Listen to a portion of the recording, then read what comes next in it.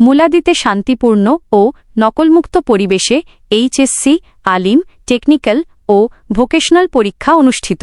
মুলাদি থেকে আমাদের senior reporter মনিরুজ্জামানের পাঠানো তথ্যচিত্র।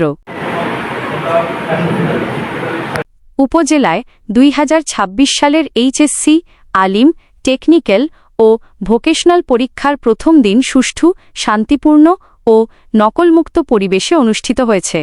বৃহস্পতিবার ২রা জুলাই ২০২৬ সকাল ৯টায় বাংলা প্রথম পত্র পরীক্ষার মাধ্যমে এবছরের পরীক্ষা শুরু হয়। মুলাদি উপজেলায় মোট পরীক্ষার্থী ছিল ১৬৩৪ জন।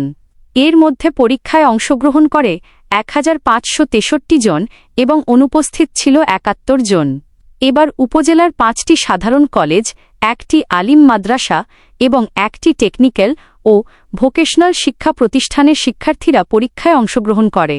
অংশগ্রহণকারী শিক্ষা প্রতিষ্ঠানগুলো হল মুলাদি সরকারি college, Nazirpur degree college, Charkale Khan Adarsha college, Arif Mahmud degree college, Syed Badrul college, Muladi Islamia Fazil Madrasa এবং Bahadurpur Rahmania technical school and college.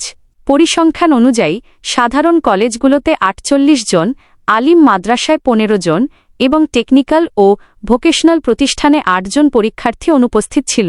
সংশ্লিষ্ট সূত্র জানায়, উপজেলার সকল পরীক্ষা কেন্দ্রে কঠোর নজরদারির মধ্য দিয়ে সুষ্ঠু, শান্তিপূর্ণ ও সম্পূর্ণ নকলমুক্ত পরিবেশে পরীক্ষা অনুষ্ঠিত হয়েছে।